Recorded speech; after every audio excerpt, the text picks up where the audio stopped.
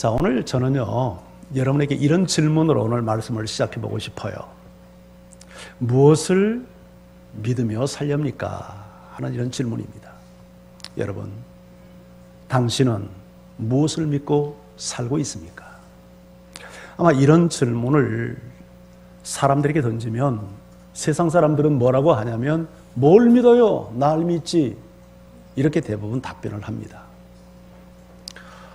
한때 주먹세계를 주름잡다가 회심을 하고 예수를 믿은 사람이 간증을 하는데, 자기가 옛날 한참 이렇게 세상에서 놀 때 이렇게 전도를 받았답니다. 그러면 성질을 내면서 자기 주먹을 믿으라고 막 불끈 대들고 그랬대요. 좀 표현은 굉장히 거친 표현이지만 그 사람의 마음속에 보이지 않는 하나님을 뭘 그렇게 믿는다고 그러냐, 약하게 사람은 자기를 믿고 살아야지, 뭐 그런 내용 아니겠는가 싶어요. 물론 자기 자신에 대한 신뢰가 필요하죠.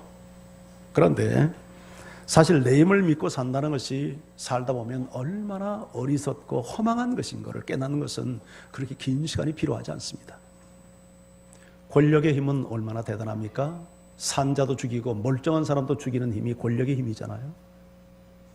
잘 나가는 기업을 한순간에 공중분해시켜버리고 무일푼의 사람을 갑부로 만들 수 있는 힘이 권력의 힘입니다. 그래서 사람들은 길을 쓰고 권력을 잡으려고 애를 쓰고, 또 권력을 잡은 사람에게 줄을 대보려고 애를 쓰고 있잖아요. 금력, 돈의 힘도 참 대단하죠. 참 우리가 살아가는 이 세상은 황금 만능 시대라고 합니다. 돈 가지면 못할 게 없다고들 말을 하죠. 그만큼 돈은 많은 힘을 갖고 있습니다. 유전무죄, 무전유죄. 돈이 있으면 죄인도 의인이 되고 돈이 없으면 의인도 죄인이 되는 그런 세상입니다. 그래서 사람들은 이렇게 말하잖아요. 뭐니 해도 머니가 최고라고. 앞에 머니는 한국말이고 뒤에 머니는 영어죠. 뭐니 해도 돈이 최고다. 여러분, 정보와 지식도 대단한 힘이죠. 네, 공부를 많이 한 사람 힘이 있잖아요. 아는 것이 힘이라고 그러죠. 옛날에는 머리 좋은 사람이 이겼는데요, 지금은요, 정보력을 갖고 있는 사람이 승자가 됩니다. 이 정보의 힘 참 대단합니다.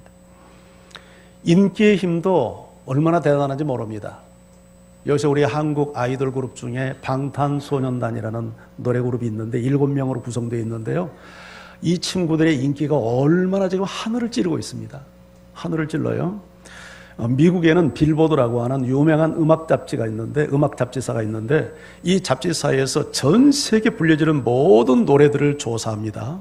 그래서 데이터를 내요. 그래서 어떤 노래가 제일 많이 불려지는가, 어떤 앨범이 가장 많이 팔리는가, 이걸 조사해가지고 소위 빌보드 차트라는 것을 발표를 해요. 빌보드 차트 30위 안에 드는 노래는 전 세계 모든 사람들이 다 부르는 노래라고 보면 될 정도로 그렇게 인기가 있는 노래, 그 유명한 차트인데요. 그 중에서 우리 방탄소년단의 노래가 1등을 했잖아요. 1등. 이거 어마어마한 일이에요. 그것도 영어로 부른 노래도 아니고 비영어권 노래가 빌보드 차트에서 1위를 한 것은 2006년 이후 12년 만에 지금 처음 있는 일이라고 합니다. 우리나라 최고 성적이 싸이가 불렀던 강남스타일, 이게 2위 했어요. 그런데 이 방탄소년단의 노래가 1위를 했어요. 팝의 고장 미국의 뉴욕과 그리고 영국, 그리고 프랑스, 독일, 이런 나라들에서 얼마 전에 공연을 했죠. 순회 공연을 했는데, 이 방탄소년들이 와서 공연을 한다고 하니까 삽시간에 티켓이 매진돼 버리고, 심지어 그 공연에 참가하기 위해서 텐트 밤샘을 하는 그런 텐트족까지 이렇게 그냥 있고요. 프랑스에서 공연을 하고 방탄소년단의 차가 빠져나가니까 어머 우리는 어떻게 하면서 막 엉엉 붙들고 울고, 심지어 방탄소년을 실제로 봤다고 얼마나 감격해가지고 기절까지 하는, 와, 이런 기사를 보면서 참 인기의 힘이라는 게 이게 참 어마어마하구나 하는 것을 느낄 수 있었어요. 방탄소년단의 노래를 부르면 삽시간에 영어로 번안되어져서 노래가 불러지고 이 친구들이 추는 춤이 전 세계 젊은이들이 따라 추는 춤이 되고 있습니다. 그런데요, 세상의 힘은 한 가지 공통점이 있어요. 그 힘이 오래가지 못한다는 거예요. 매우 일시적이고 찰나적이에요. 세월이라는 시간대 앞에서 모든 힘은 다 힘을 잃습니다. 아무리 힘센 장수도, 아무리 절세의 미인도 세월을 이겨내지는 못합니다. 우리 젊은 자매들 보면 세월 가는 게 제 눈에 보입니다. 정말 주름 하나 하고 예뻤던 얼굴이 어느새 기미가 끼고 잔주름이 생긴 것이 보여집니다. 그래서 3대를 이어가는 부가 없고 부자가 없고 10년 가도의 권세가 없다 하는 말이 있어요. 성경도 인간의 그 연약함을 인간은 풀과 같은 존재요, 그 영광은 풀의 영광, 풀의 꽃과 같다 이렇게 표현을 합니다. 예, 풀의 꽃 참 그 아름다운데 그게 좀 탈이 오래가지 못하는 거잖아요. 여러분 꽃 받았죠? 그 꽃이 오래가면 좋은데 꽃은 오래가지 못한단 말이죠. 그런데 오늘 성경은 이렇게 말합니다. 자, 우리 읽었던 성경인데요, 우리 한번 의미를 생각하면서 다시 한번 읽어볼까요? 자, 29절부터 31절까지 함께 읽어봅니다. 시작.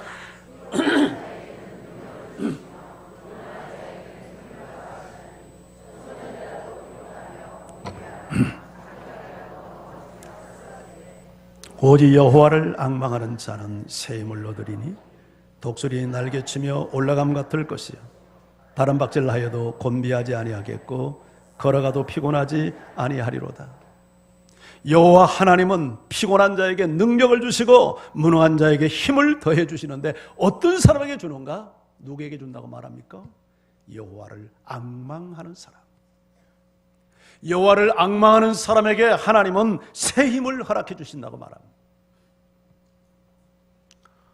앙망한다고 하면은 화면이 앙망한다가 나와야 되는 거 아니에요? 예. 앙망한다는 말이 무슨 말인가? 앙망한다는 말을 히브리 원문, 성경 원문 성경을 보니까 고대한다, 간절히 찾는다, 그리고 바란다 이런 의미를 갖고 있는 단어예요. 그러니까 여호와를 앙망하는 것은 간절히 하나님을 찾는 겁니다. 갈망하고 찾고 고대하고 희망하고 기다리고 이런 사람에게 하나님이 새 힘을 줘요. 새 힘. 너의 힘을 새롭게 한다는 뜻이에요. 이 말은. 힘의 본질은 에너지입니다. 힘의 본성은 에너지인데 에너지는 소모가 됩니다. 에너지는 항상 유지가 안 돼요. 소모가 되도록 되어 있어요. 그런데 그러기 때문에 충전을 하잖아요. 우리 옥상에 올라가면 그 옥상에 우리가 태양열 집성판이 되어 있습니다. 이 태양열 우리가 전기를 지금 만들어서 쓰고 있는데 이 태양열 집성판이 태양을 바라보고 있으면 전기 에너지가 발생을 해요. 전기를 만들어요. 이와 같이 우리가 하나님을 바라보고 앙망하고 그분을 찾고 그분을 기다리고 살면 우리 속에 하나님께서 하나님이 공급하시는 새 힘, 우리 힘을 새롭게 하는 그런 에너지가 우리 안에 주어진다는 이야기예요. 하나님께서 새 힘을 주면 우리가 어떤 현상이 되냐면 그림을 하나 오늘 성경에 그려줬는데 독수리가 날개를 치며 하늘을 올라감 같이 된대요. 뭐가요? 독수리. 독수리는 새 중에 가장 덩치가 크고 힘이 세고 그리고 잘 나는 새죠. 그래서 고대로부터 힘의 상징은 언제나 독수리였습니다. 고대 그리스 신화에도 독수리가 이야기가 나오고요. 그리고 힘을 자랑했던 페르시아 제국, 로마 제국도 그 깃발에 독수리를 그렸습니다. 한때 세계를 제패했던, 세계까지는 아니래도 유럽 전역을 제패했던 이 로마 제국 그리고 프랑스도 그들의 문장에 독수리를 새겼습니다. 지금 세계에서 가장 강한 나라는 누구도 부정할 수 없도록 미국 아니겠습니까? 미국의 국조가 독수리입니다. 그리고 트럼프 대통령 나와서 연설할 때 앞에 문장 한번 보세요. 독수리가 그려져 있습니다. 독수리는 힘을 상징하기 때문입니다. 그런데 이 독수리가 하늘을 나는 방법과 참새가 하늘을 나는 방법은 확연히 다릅니다. 참새는 어떻게 하늘을 나르던가요? 부단한 날개를 펄럭거리면서 납니다. 왜냐하면 자기 힘으로 날아야 되기 때문에 그렇습니다. 근데 독수리가 날개를 하늘을 나는 것을 보면 참새와는 전혀 다릅니다. 처음에 날개짓을 몇 번 후두덕 후두덕 한 다음에 일단 기류를 딱 타면 그때부터는 유유히 비행을 합니다. 펄럭거리지 않습니다. 왜 그러냐면 독수리는 기류를 타고 날기 때문에 그렇습니다. 사람도 똑같습니다. 참새처럼 사는 사람이 있고 독수리처럼 사는 사람이 있는데 참새처럼 자기 힘을 가지고 사는 사람은 털 퍼덕거리기 때문에 쉽게 지치고 쉽게 낙심하고 쉽게 시험 들고 쉽게 넘어집니다. 그런데 독수리처럼 하나님을 의지하고 하나님이신 그 힘을 의지하고 기류를 타고 사는 사람은 유유히 비행을 합니다. 그래서 어떤 어려움이 와도 여러분 강한 바람이 불면 참새는 숨고 은신을 합니다. 그 바람을 이길 수 없기 때문이죠. 그런데 독수리는요, 그 바람을 타고 오히려 더 높이 그리고 더 빨리 날아갑니다. 예수를 믿는다고 해서 고통이 없나요? 절대 그렇지 않습니다. 예수를 믿는다고 실패가 없고 아픔이 없고 눈물이 없는 건 아니에요. 예수를 믿는다고 해서 우리를 붕 떠가지고 어디 전혀 새로운 세상에 하나님이 옮겨주시나요? 그러지 않아요. 이 나라에 경제적 불황이 닥쳐오면 예수 믿는 사람도 똑같이 경제적 불황을 겪으면서 함께 살아갑니다. 예수 믿는 사람도 암도 걸리고요, 교통사고를 당해서 죽기도 해요. 그런데 한 가지 차이가 있어요. 내 힘으로 사는 사람은요, 어려움을 닥치면 좌절합니다. 넘어집니다. 원망합니다. 시험에 듭니다. 포기해버립니다. 그런데 하나님을 바라보고 하나님이신 새 힘을 가지고 사는 사람은 그 어려움이 나의 인생을 무너뜨리는 장애물이 아니라 나를 상승시키는 여러분 기류가 됩니다. 오히려 디딤돌이 됩니다. 그래서 그 문제 때문에 성장하고 문제 때문에 더 깊은 성화를 경험하는 역사를 경험하게 됩니다. 할렐루야. 호주에서 한 아이가 태어났어요. 그런데 이 아이가 괴물 같은 아이로 태어난 거예요. 세상에 오른팔도 없고 왼팔도 없고 왼쪽 다리도 없고 오른쪽 다리 하나가 조그마한 무슨 짐승의 꼬리처럼 이렇게 달라붙은 이상한 괴물 같은 아이로 엄마의 태에서 태어났어요. 이런 경우에 세상의 부모들은 거의 대부분 아이를 유기합니다. 버려요. 우리나라에도 그렇게 장애를 가진 아이를 버린 부모들이 많아요. 감당할 방법이 없으니까 버린 거겠죠. 더군다나 이 아이는 목사님 가정에서 태어났어요. 어떻게 목사님 가정에 저런 아이가 태어났나 생각할지 모르지만 목사님 가정에 어쨌든 태어났어요. 사람들이 이야기합니다. 이 아이를 목회하면서 어떻게 기르려고 합니까? 정부가 운영하는 유관기관에 맡기세요. 그런데 목사님은 거절했어요. 우리 하나님은 실패하는 하나님이 아니다. 이 아이에게 장애를 가진 아이를 나에게 맡겼다면 분명히 하나님의 섭리가 있고 뜻이 있을 거다. 그리고는 이 아이를 힘들어도 가정에서 키우기 시작을 했어요.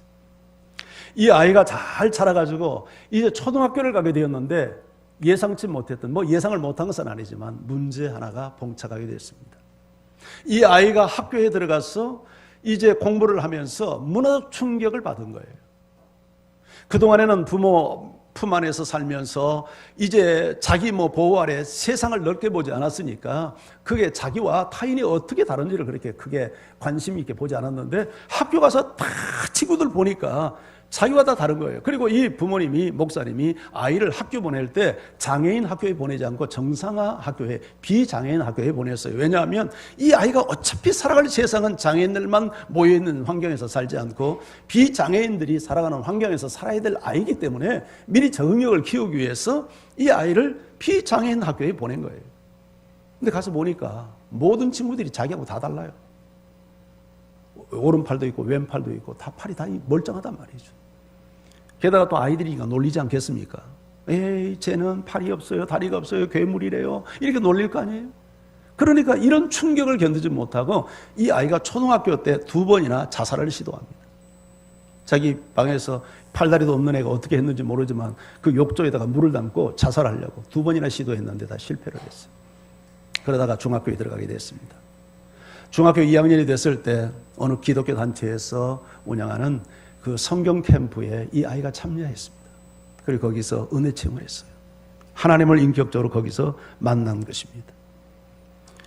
하나님이 자기 인격 속에, 자기 마음 속에 하나님을 만나고 보니까 자신 속에 큰 변화가 오기 시작을 했는데 자기 자신을 받아들인 겁니다. 이게 하나님 만난 사람의 열매고 특징이에요. 하나님을 만난 사람은 누구나 변화됩니다. 아멘. 예수님을 만난 사람은 다 변화됩니다. 뭐가 변화되면 자기 사고가 변화되고 가치관이 변화되고 시각이 변화되고 인생관이 변화되는 거예요. 자기를 받아들이기 시작을 했어요. 하나님을 인격적으로 만나기 전까지는 왜 하나님은 나를 이렇게 괴물 같은 아이로 만들어서 조롱의 대상이 되고 왜 이런 아이로 나를 만들었는가 원망하며 살았는데, 하나님을 인격적으로 만나고부터 하나님의 눈으로 자기를 보기 시작을 한 거예요. 하나님이 나를 이렇게 보내신 데는 나를 향한 하나님의 계획과 뜻이 있을 거야. 그러면서 자기의 존재를 받아들이니까 하나님을 찬양하게 되고 하나님께 감사하게 되고, 그리고 그런 이 아이와 하나님은 함께 하셨고, 그리고 아이는 그 하나님이 함께 하시면서 주신 은혜들을 사람들에게 말하기 시작하고, 그게 간증이 됐단 말이죠. 그리고 이 아이가 말을 하면 사람들이 다 은혜를 받아요. 힘을 얻어요. 어떤 경우에는 심지어 눈물을 흘려요. 소문이 나기 시작을 했어요. 그래서 호주에서뿐만 아니라 전 세계로 불려다니면서 자기가 하나님 만난 이야기를 간증하기 시작을 했습니다. 그러면 4대 육신 멀쩡해가지고 불평하고 원망하고 좌절하고 사는 사람이 이 팔다리도 없는 이 사람의, 이 청년의 간증을 듣고는 하나님 앞에 회개하기 시작을 했어요. 이게 무슨 소린가? 그리고는 청소년 아이들이 자살하려고 심각하게 고민하는 아이들이 이 청년의 간증을 듣고는 회개하고 삶의 용기를 갖는 이런 놀라운 일이 일어났습니다. 이 형제가 호주의 닉 부이치치라는 청년인데요. 바로 저 나와 있는 저 형제입니다. 지금 전체 신체 중에 나와 있는 게 엉덩이 밑에 저 발가락, 조그마한 거 하나밖에 없는 사람이에요. 우리나라에도 저 형제가 다녀갔습니다. 지금요 어떻게 살고 있냐면 결혼을 했어요. 근데 미모의 여인이에요. 부인이 아들 둘이나 낳았어요. 그렇죠. 예, 이런 인생의 변화가 언제 생겼어요? 하나님을 만났을 때. 만약에 저 청년의 가슴 속에 하나님의 임재가 없고 하나님을 만난 경험이 없었다면 어떻게 살았겠습니까? 원망하고 불평하고 아마 자살을 해도 한두 번만 했겠습니까? 그런데 하나님을 만나고 자기 인생의 변화가 찾아오니까 적극적으로 하나님 찬양하고 인생을 밝게 사니까 저렇게 미모의 여인이 내가 당신의 팔과 다리가 되어주겠다고 아내가 되고 두 아들을 낳아가지고 행복하게 살아요. 이게 하나님 만날 때 주어지는 하늘의 셈인 줄 믿습니다. 아마 교회를 다녀본 경험이 없는 사람도 다윗과 골리앗의 이야기를 알 거예요. 블레셋이라는 나라가 이스라엘이라는 나라를 침공해 왔습니다. 그리고 두 나라가 군대가 골짜기를 하나 사이에 두고서 대치하는 국면이 벌어지고 있는데, 그 블레셋이라는 나라에 골리앗이라고 하는 아주 거구장성의 장군이 있었어요. 이 사람이 와가지고 이스라엘 사람들에게 소리를 지릅니다. 야, 이스라엘 이 졸개들아, 너희 가운데 대표를 하나 보내서 나와 싸우게 하자. 내가 지면 우리 모두가 너희의 종이 되겠다. 그러나 내가 이기면 너희 모두가 우리의 종이 되자. 나와라. 근데 이스라엘 군대 속에서 누구 하나 나서서 싸우겠다고 나서는 사람이 없어요. 그도 그럴 것이 이 골리앗의 신장이 3m입니다. 3m. 게다가 이 사람은 어린 시절부터 전쟁터에서 잔뼈가 굵은 용사예요. 그게 아주 다 이스라엘에도 소문이 나 있는 거예요. 3m 거구장성이 나와가지고 소리를 그 골짜기에서 지를 때 골짜기가 쩌렁쩌렁 울리지 않았겠습니까? 그 목소리 하나만 봐도, 그 장대한 키, 신장만 봐도 사람들이 기가 죽을 거예요. 그런데 바로 그때 아버지 심부름차 전쟁터를 나왔던 어린 소년 하나가 있었습니다. 다윗이라는 소년인데 그 형들이 이 전쟁터에 가서 이제 참전을 했는데, 가서 이제 형들이 잘 있는지 가서 안부 좀 물어보라고 아버지가 심부름을 보냈어요. 근데 이 소년이 와서 이제 형들을 만나고 이제 안부를 알고 잘 있다고 가면 되는데, 이 소년이 골리앗에 와서 쩌렁쩌렁 외치는 소리를 듣고 자기가 나가서 싸우겠다고 하루 강아지 범 무서운 줄 모르는 꼴이죠. 자기가 나가서 싸우겠다. 그러니까 형들이 그 이야기를 듣고 막 노발대발로 화를 내고 그러지 않겠어요? 어떻게 저런 어마어마한 이스라엘의 장수들도 감히 나서 싸우지 못하는 것을 어린 소년 목동이 가서 싸우겠다는 말이 됩니까? 왕도 말렸어요. 왕도 너는 안 된다. 너는 안 된다. 그런데요, 이 소년이 왕에게 뭐라고 말한 줄 아세요? 왕이요, 제가 우리 아버지 집에서 양을 치를 때 사자가 양을 훔치기 위해서 오고 곰이 올 때 제가 사자와 싸워서 이겼고요, 제가 곰과 싸워 이겼는데 내가 이긴 게 아니라 하나님이 사자의 이빨에서 나를 구해주시고 곰의 발톱에서 나를 구해주셨습니다. 내가 저 골리앗과 싸운다 해도 하나님이 나를 보호해 주실 겁니다. 너무 당당하게 이야기를 하니까 이 사울 왕이 말이죠, 그래? 그러면 가서 한번 싸워보렴?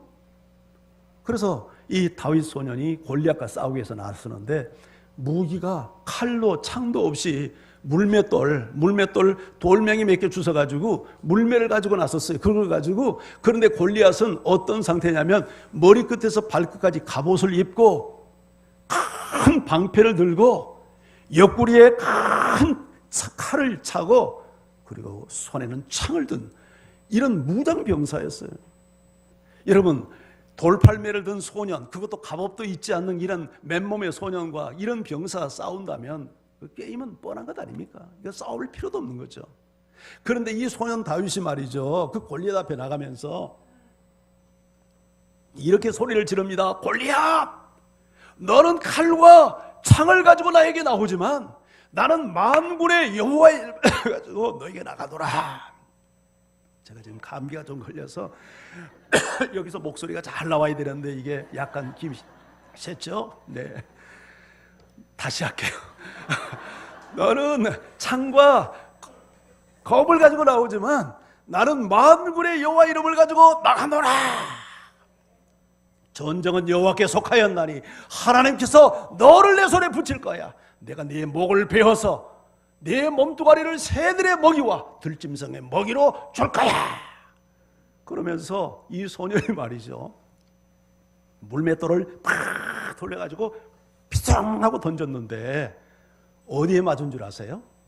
갑옷을 입었다고 그랬죠? 근데 갑옷에 못을 부리려고 약간 이마를 파는 부분이 있어. 여기 가서 정통으로 탁 맞은 거야. 이게 다윗의 실력일까요? 하나님의 은혜일까요? 하나님의 은혜, 하나님이 하신 일이야. 하나님이 하신 일. 그러니까 그 등치가 그냥 쿵 하고 쓰러지니까 다윗이 달려가가지고 자기 칼이 없다고 그랬죠. 골리앗의 옆구리에 있는 칼을 빼가지고 골리앗의 목을 베고 그래서 이스라엘의 승리를 가져왔어요. 하나님은 약한 자를 강하게 하시고 없는 자를 부하게 하시고 미련한 자를 지혜롭게 하시고, 그런데 누가 이렇게 하냐면 하나님을 앙망하고 찾는 자, 이런 사람에게 이런 새 힘을 주셔요. 이렇게 하나님의 은혜로 살아왔던 다윗이 훗날 이런 고백을 합니다. 시편 121편 1절에서 8절인데요 제가 다시 한번 이 말씀을 읽어볼게요. 내가 산을 향하여 눈을 들리라. 나의 도움이 어디서 올꼬? 나의 도움은 천지를 지으신 여호와에게서로다. 여호와께서 나를 실족지 않게 하시며 나를 지키시는 하나님은 졸지도 아니하시고 주무시지도 아니하시리로다. 여호와가 나를 지키시리니 내 오른편에서 그늘이 되시니 낮의 해가 나를 해치 못하고 밤의 달도 나를 해치 못하리라. 여호와가 나를 지켜 모든 환난을 면하게 하시며 내 영혼을 지키리니 나의 출입을 지금부터 영원까지 지키시리로다. 아멘. 나의 도움이 어디서 올까? 천지를 지으신, 하늘과 땅을 지으신 여호와께서 나를 도우시는도다. 여호와께서 나를 도우시니 나를 실족지 않게 하시고 나를 지키시는 하나님은 졸지도 않고 주무시지도 않는다. 이 말이 무슨 말이에요? 완전하게 지키신다는 말이죠. 하나님은 나의 오른편에 그늘이 되사 저 낮의 해가 나를 상치 못하게 하고 저 밤의 달도 추위도 나를 해치지 못하게 하리로다. 하나님이 나를 지킬 때 완전한 보호가 된다는 것을 이야기하지 않습니까? 예, 여호와께서 나를 지켜 모든 환난을 면하게 하시며 내 영혼을 지키리니 나의 출입을 지금부터 영원까지 지키시리로다. 아멘. 여러분, 우리가 힘이 있는 것 같아도 감기 하나 막아낼 수 없고, 우리가 암을 더더욱이나 막아낼 수도 없고, 얼마나 우리가 무기력한 존재입니까? 그런데 하나님이 함께할 때 이렇게 힘을 준대요. 물론 우리에게도 힘이 없는 건 아니에요. 근데 문제는 우리 힘이 전능하지 않다는 거예요. 아무리 수영을 잘해도 수영을 해서 태평양을 건널 사람은 없어요. 아무리 높이 뛰기를 잘해도 10층 아파트를 뛰어넘을 사람은 없어요. 아무리 머리가 좋고 지혜가 충만해도 이 세상에 존재하는 모든 지식의 10,000분의 1도 다 이해하지 못해요.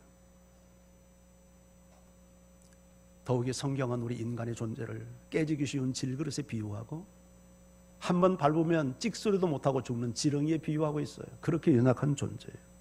그런데 이렇게 연약한 우리가 하나님을 앙망하면 인간의 힘을 뛰어넘는 놀라운 독수리가 하늘을 나는 것 같은 새 힘을 주신대요. 성경은 이렇게 약속합니다. 시편 28편 7절 말씀. 자, 같이 한번 소리내서 읽어볼까요? 시작. 여호와는 나의 힘과 나의 방패시, 내 마음이 그를 의지하여 도움을 얻었도다. 그러므로 내 마음이 크게 기뻐하며 내 노래로 그를 찬송하리로다. 이것을 성경 이야기로 보지 말고 내 고백으로 한번 해보세요. 자, 여호와는 내 힘, 나의 힘, 내 힘이요, 여호와는 내 방패, 나의 방패시니 여호와를 인하여 내 마음이 그를 의지함으로 도움을 얻었도다. 여호와를 의지하여 도움을 얻으니 내 마음이 크게 기뻐하고 내 노래로 그를 찬송하리로다. 아멘. 하나님을 힘과 방패로 의지하는 사람은 마음의 기쁨을 얻고 어떤 기가 막힌 상황에서도 하나님을 찬송할 수 있는 힘을 얻게 돼요. 아멘. 참 우리가 얼마나 약합니까? 작은 고문거리만 하나 생겨도 우리가 잠을 이루지 못하잖아요. 우리 다 그런 존재예요. 우리 몸은 얼마나 약합니까? 제가 한 달 전쯤 됐을 거예요. 이 오른쪽 귀에 자꾸 무슨 물소리가 들려요. 그리고 좀 하여튼 뭐 느낌이 안 좋아요. 이거 정상적, 분명히 이명은 아닌데. 그래서 물소리가 나니까 무슨 내가 이 샤워하다가 물이 들어가서 일어나 하고 면봉을 가지고 이렇게 후벼봐도 전혀 뭐 그런 냄새도 없고 물기도 잡히질 않아요. 너무 이상하잖아요. 회복이 안 되고.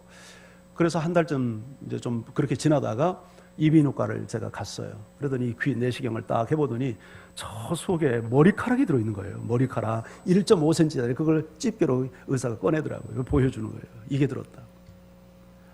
참 세상에 이 귀 속에 말이죠, 1.5cm짜리 남의 머리카락도 아니고 내 머리카락 하나 들어갔는데 세상에 그렇게 불편하고 그렇게 물소리가 나고 말이죠, 막 불편해서 견딜 수가 없는 거예요. 여러분, 요새 우리 환절기가 돼서 감기들 걸려서 저도 지금 감기가 와가지고 약 먹고 했더니 이렇게 좀 약간 목소리도 그렇고 이게 자꾸 물이 좀 땡겨요. 여러분, 감기는요 바이러스거든요. 바이러스 우리 눈에 보이지도 않아요. 전자현미경을 가지고 겨우 볼 수 있는 그 바이러스, 그 작은 물체 하나가 들어왔는데도 하여튼 맥을 못 쓰고 막 열이 나고 기침이 나고 콧물을 흘리고 심지어는 생명을 잃는 이런 일들도 있잖아요. 우리가 그렇게 약한 존재. 그런데 하나님 바라보고 하나님 의지하면 하나님이 새 힘을 주셨어. 마음도 강해지고 육체도 강건할 수 있고 새 힘을 얻고 살아간단 말이죠. 할렐루야. 제가 찬양 하나 할게요. 네, 차도음 한번 눌러볼래요?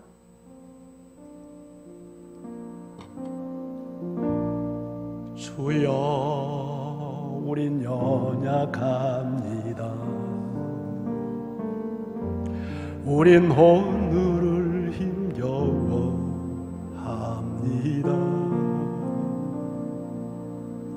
주 뜻 이루며 살기엔 부족합니다. 우린 연약합니다. 주여, 우린 넘어집니다. 오늘도 하루도 실수합니다.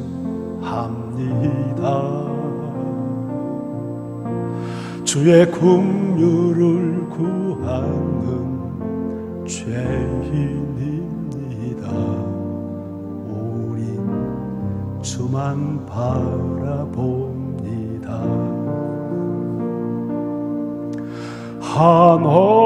한없는 주님의 은혜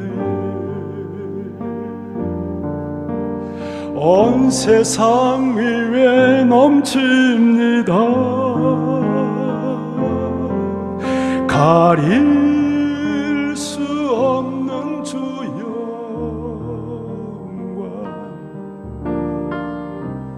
온 땅 위에 충만합니다. 주님만 이길 이원이 우린 그 길 따라갑니다. 그날에 우릴 이루시 주는 완전합니다. 우리 같이 한번 불러볼까요? 한없는 주님의 온 세상 위에 넘칩니다. 가릴 수 없는 주 영광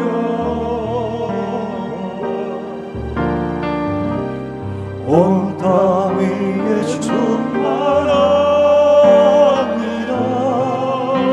주님만 이기리오니 우린 그 길 따라갑니다. 그날에 우릴 이루시 주는 완전합니다.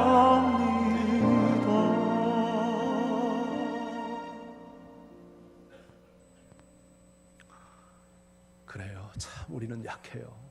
부족하고요. 실수하고 넘어지고 우리는 범죄해요. 그런데 우리 하나님은 완전한 분이에요. 그래서 우리를 도울 수 있어요. 힘없이 세상을 살 수 없잖아요. 그래서 사람들은 저마다 힘을 기르려고 해요. 근데 그 힘 가지고 무슨 짓 하냐면 남을 지배하려고 들고 남에게 폭력을 행사하고 자기 욕망을 채우려 하는 경우들이 사람 세계는 너무 많아요. 요새 뉴스 보면서 여러분도 공분을 함께 느꼈던 뉴스 하나 듣고 있죠. 어느 웹하드 회사 회장이라는 자가 전직 직원을 불러다가 막 귀싸대기를 때리고 어느 교수를 불러다가 사실도 아닌 사건을 넣고 자백하라고 그냥 세상에 공권력도 그렇게 할 수 없는데 아니 이 사람은 완전 무소불위에 무슨 공권력도 미치지 않는 무슨 딴 세계에 사는 사람 같아요. 어떻게 대한민국에 그런 일이 있을 수 있어요? 이게 세상에서 힘을 가진 사람들이 하는 짓거리 있잖아요. 그런데 우리 하나님은 그런 분이 아니에요. 우리 하나님은 전능하신 힘을 가지고도 약한 자를 돌보시고 힘없는 자를 불쌍히 여기시고 고아와 과부들을 아버지가 되어주시고 상한 갈대를 꺾지 아니하시고 꺼져가는 심지를 끄지 아니하시고 무능한 자에게 힘을 주시고 약한 자에게 능력을 더하시는 좋으신 하나님이에요. 이 하나님께서 우리에게 이렇게 약속합니다. 이사야 41장 10절 우리 같이 한번 읽어볼까요? 시작. 두려워하지 말아라. 내가 너와 함께 함이라. 놀라지 말라. 나는 내 하나님이 됨이라. 내가 너를 굳세게 하리라. 참으로 너를 도와주리라. 참으로 나의 의로운 오른손으로 너를 붙들리라. 두려움을 모르고 살 수 있는 사람이 있나요? 근심 걱정과 불안을 모르고 살 수 있는 인생이 있나요? 심지어 목사인 나도 성도들이 속 한번 새기면 잠을 이루지 못하고 두려움에 떨 때가 많아요. 그렇게 약해요. 그런데 두려워하지 말래요.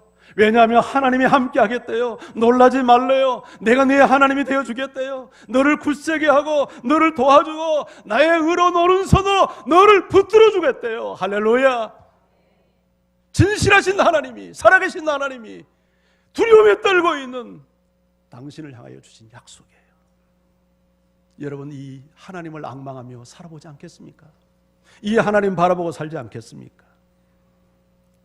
그런데 하나님 바라보고 의지하려면 한 가지 전제가 필요해요. 그게 뭐냐면요, 내 부족을 인정할 줄 알아야 돼요. 누가 의사 선생님 찾아갑니까? 내 병 상태를 인지하고 그것을 인정하는 사람이 찾아가요. 내 속에 병이 있는데 나는 괜찮을 거야, 나는 건강해, 이런 사람은 의사 찾아가지 않습니다. 아이고, 그런데 내가 요새 소화가 안 되고 이게 막 기력이 떨어지고 이게 막 불면증이 오고 이게 화장실 가니까 막 피가 보이고, 이런 사람은 내가 뭔가 탈이 생겼구나, 그걸 알고 의사에게 가서 부끄럽지만 환부를 드러내잖아요. 제가 여기가 아픕니다, 선생님 저를 좀 도와주십시오. 그래야 고쳐지잖아요. 누가 하나님 앞에 나올 수 있어요? 내 연약함과 내 부족을 인정하고, 이런 사람이 하나님을 찾고 하나님을 갈망하고, 하나님 주여, 나는 연약합니다, 나는 부족합니다, 나는 또 실수하고 나는 넘어집니다, 완전하신 하나님이여 저를 도와주소서. 요새 젊은 사람들 가운데 부부에 문제가 참 많아요. 멀쩡하게 사는 것 같던데 내막을 들어가서 보면 문제없이 사는 부부들이 별로 없어요. 그런데 문제가 있는데도 문제 없는 척하고 살면 문제 해결 안 돼요. 문제를 인정해야 돼요. 우리 부부는 문제 있습니다, 내가 나쁜 남편입니다, 내가 나쁜 아내입니다. 이걸 인정할 때 그 부부관계가 회복되기 시작해요. 나는 좋은 아빠가 아닙니다, 나는 좋은 엄마가 아닙니다. 이걸 인정할 때 좋은 아빠가 될 수 있고 좋은 엄마가 될 수 있는 첫걸음을 내딛는 거예요. 우리가 진정으로 하나님의 도움을 받기 위해서는 내 자신의 연약함을 겸손히 인정할 때 하나님을 찾고 하나님을 바라보게 되는 거예요.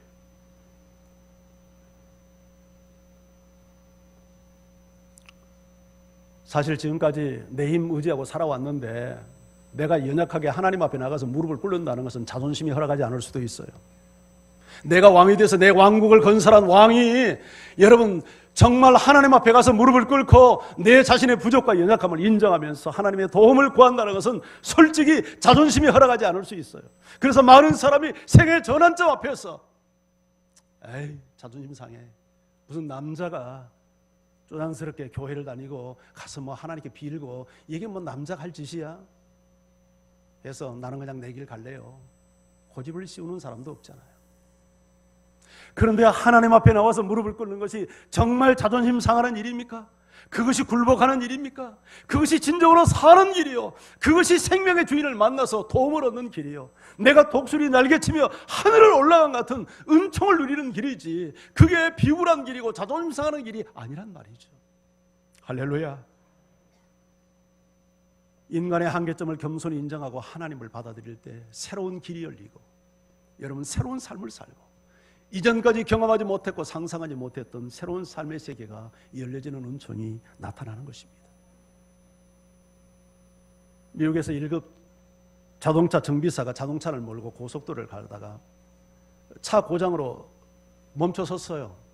본네트를 열고 살펴봤지만 1급 정비사인데도 어디가 잘못되어 있는지를 쉽게 발견하지를 못해서 견인을 해놓고 기다리는데, 검은 세단 한 대가 쫙 지나가더니 멈추었고 백발이 성성한 노인 한 분이 내리더니 차가 고장난 모양이죠, 제가 잠깐 보아도 될까요? 너무 정중하게 노신사가 이렇게 하니까 뭐 그러시라고 인사차 그렇게 했는데, 여기저기 몇 군데를 이렇게 살피더니 시동을 한번 걸어보라고. 이 시동을 걸었더니 부르릉 하고 시동이 걸린 거예요. 아니 1급 자동차 정비사도 이게 고장의 원인을 찾지 못하고 지금 견인을 기다리고 있는 상황에 이 노신사가 와가지고 손을 몇 번 만지더니 시동이 걸린다?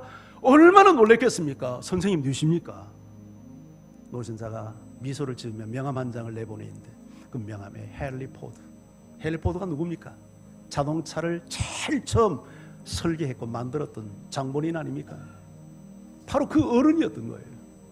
여러분, 이 자동차의 생리와 문제와 고장을 누가 제일 잘 알겠어요? 자동차를 설계하고 만든 그 설계자가, 만든 분이 잘 알지 않겠어요? 우리 인생을 누가 제일 잘 알고 인생이 고장났을 때 인생의 문제점을 누가 가장 정확하게 치료할 수 있겠어요? 나를 만드신 하나님이잖아요.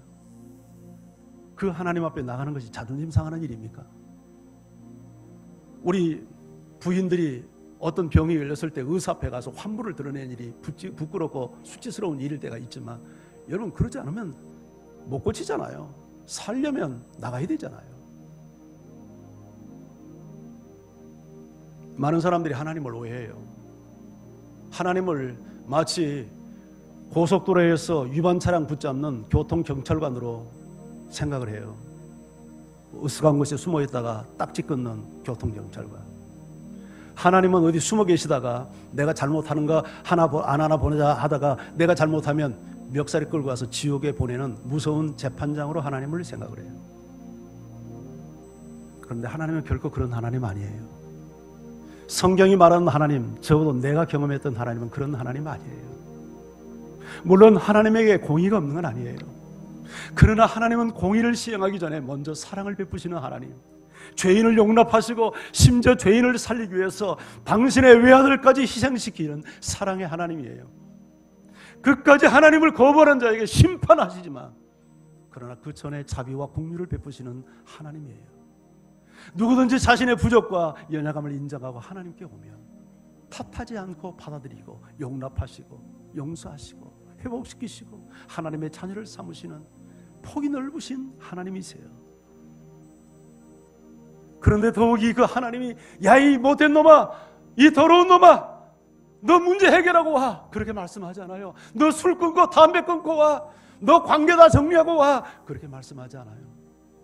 사랑하는 아들아, 잘 안 끊어지지, 잘 안 고쳐주지, 그냥 와, 내가 끊어줄게. 이게 하나님의 부르심이에요. 수고하고 무거운 짐진 자들아 다 내게로 오라. 너 그 짐 좀 내려놓고 와, 그렇게 말하잖아요. 그냥 오래요. 있는 모습 그대로 오래요. 내가 너를 쉬게 하겠다. 여러분, 우리 버릇 고쳐지나요? 내 힘으로? 여러분, 그 사람 간혹 그런 사람이 있어요. 이 담배 피는 사람들 말이죠. 이게 중독이 된 사람, 담배 끊는 사람 보면 정말 아주 피 터지는 싸움을 합디다. 끊었다가 피웠다가 끊었다가 피웠다가 오죽하면 그 짓을 반복하겠어요. 그런데 하나님 앞에 나오면 나쁜 습관도 고칠 수 있고 죄도 끊을 수 있는 힘을 주셔요. 할렐루야. 아마 첫 주에 나오신 분들은 들었을 거예요. 저희 어머니 이야기를 했는데, 저희 어머니는 오랫동안 술과 담배를 찌들어 사시다가 교회 나간 지 3개월 만에 탁 하나님을 인격적으로 만나고 그 순간부로 아주 한순간에 피던 담배 아궁이에 집어 던지고 나서 담배 술 다 끊었어요. 이게 우리 어머니의 의지로 된 일이겠습니까? 하나님이 함께하는 거죠. 하나님이 끊어주신 거죠. 우리가 하나님 앞에 나오기만 하면 하나님께서 일을 해줘요. 우리가 할 일은 다 주변 정리하고 습관 다 고치고 그렇게 나오려고 하면 영원히 못 나와요. 그냥 있는 모습 그대로 나와요. 술 드시면서 오시고 취해서도 오시고 그냥 담배 피시면 오시기 전에 가서 한 대 하시고 와요. 괜찮아요. 그런데 하나님을 만나면 끊어져요. 여러분들의 혹시 남 모르는 숨겨진 비밀스러운 죄를 간직하고 있습니까? 너무 주눅들지 말고 그냥 와요. 나 같은 사람이 어떻게 교회 가요? 괜찮아요. 오세요. 오셔서 하나님의 사랑을 경험하면 끊지 말라고 해도 끊을 힘이 생겨요. 그때 끊으세요. 너무 조급하게 끊으려고 애쓰지 말고. 우리가 할 일은 내 모습 있는 그대로 주님 앞에 나오는 거예요.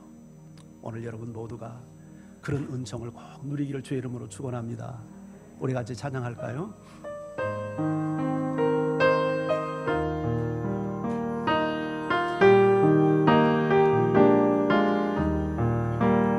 예수 앞에 나오면 죄사함 받으며 주의 품에 안기며 편히 쉬리라.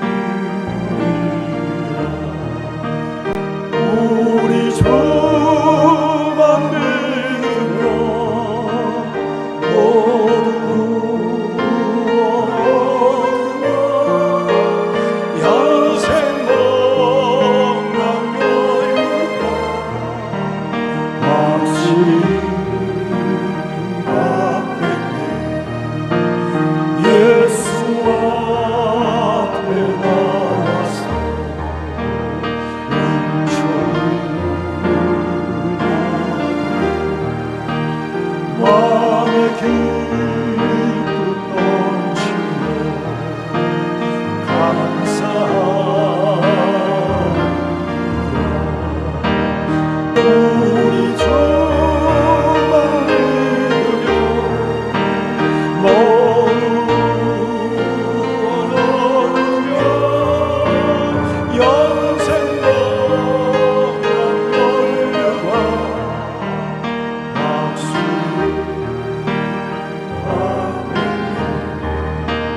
예수와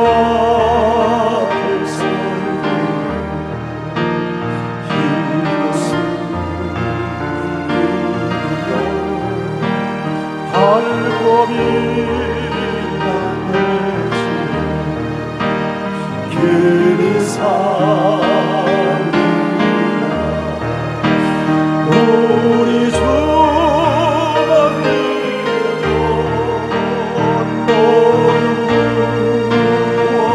얻으며 영생과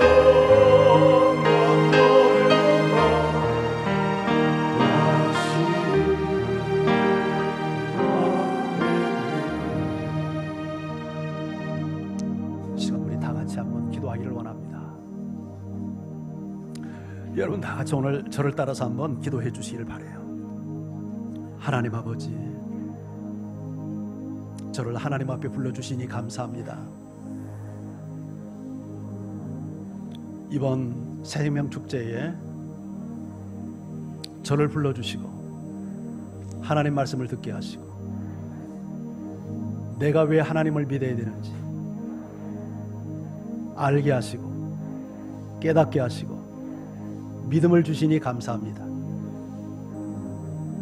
이제 제가 하나님을 믿고 살겠습니다. 저를 도와주시고 제 안에 오셔서 제 인생의 주인이 되어 주십시오.